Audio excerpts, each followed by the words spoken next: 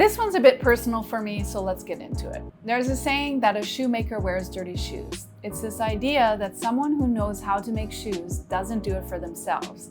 It's the same reason that smart business owners stay stuck, because usually they know what to do and yet they don't do it. Now, if someone understands the numbers and the strategy and the systems and the opportunities in front of them, then what's holding them back? Because something inside of them isn't ready for what comes next. So they use more information, another book, another podcast, someone else's opinion as a distraction to actually making decisions. I'm Amanda Lusania, and I work with business owners who are in these transitions. Now, these business owners, they are not lacking intelligence, and often they're not afraid of hard work, but somewhere beneath the surface, the brain takes over. It makes things more complicated than it needs to be, and it comes up with reasons that it won't work, how their situation is unique, I hear that one a lot, and how now isn't the right time. But when I really push the issue, I usually find that fear is beneath it all. Now, the fear comes in many forms, but the most common ones that I've seen is the fear of success, imposter syndrome, their own strength or power, and another really big one is outgrowing the people around them.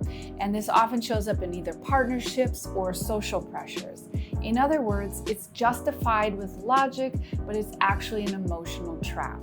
Think of it like crossing a bridge. Now, most business advice focuses on the destination. Now, this could be the revenue goals or an action plan or a system update, but almost nobody talks about what happens when someone is standing in the middle of the bridge.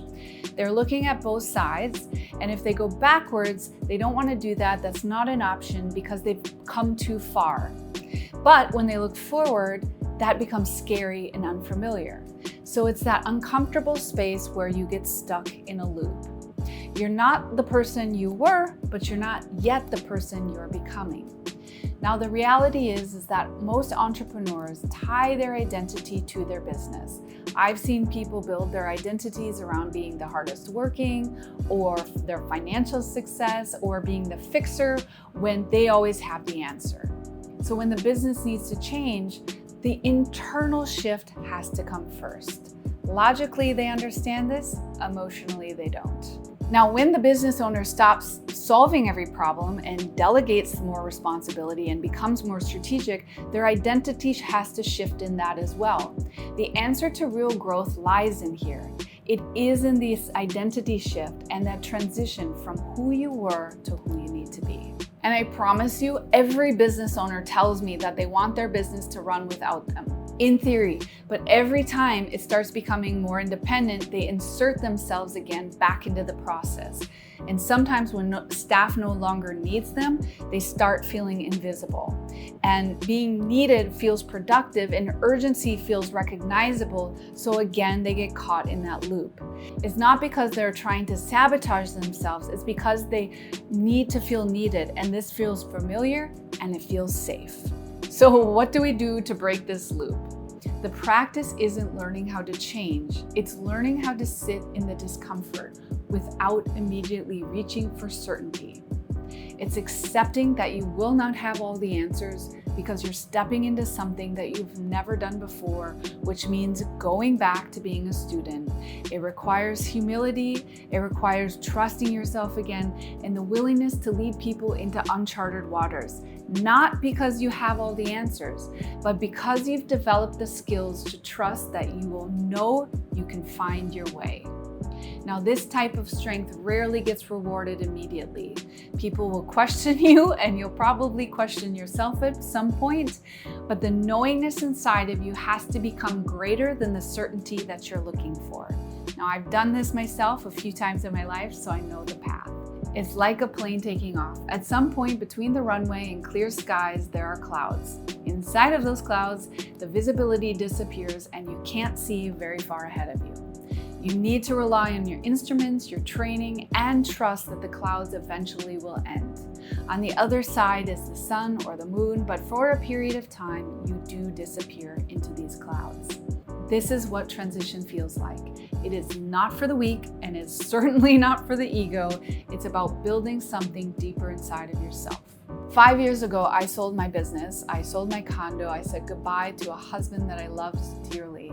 I stopped cutting hair and I got rid of most of my possessions, and I moved to Uganda with 3 suitcases and a one-way ticket. The only way I can explain this is that the calling became greater than the comfort. Now, moving to Africa was a steep learning curve. You won't learn faster and harder than being an American woman dropped into Uganda.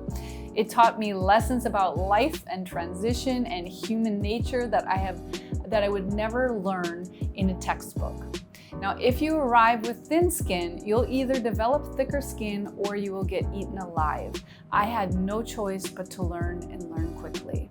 Now, even though I was learning external lessons that came in forms of bike crashes and losing money and navigating very unfamiliar culture, the real outcome was the internal growth. I also learned how resilient I am, how resourceful and brave, and how adventurous I am. Now, these qualities don't get you an A on an exam. They become the armor that make you less fragile. You learn to recover faster, and it gives you the perspective to see what's true. Now, I am not suggesting that you sell everything and move to Uganda. No, what I am suggesting is that you will not understand growth until you're willing to grow. And it's not always comfortable, because you cannot understand happiness until you've experienced sadness, and you won't understand expansion until you've sat with that discomfort long enough to let it change you. Now, business owners are no different. We often think that the next level requires a better strategy or more information or a clearer path. Now, yes, sometimes it does, but more often than not, it requires the courage to become the person that next level demands. So I'll leave you with this. Business is both art and science. Some things are proven, and the rest is intuition.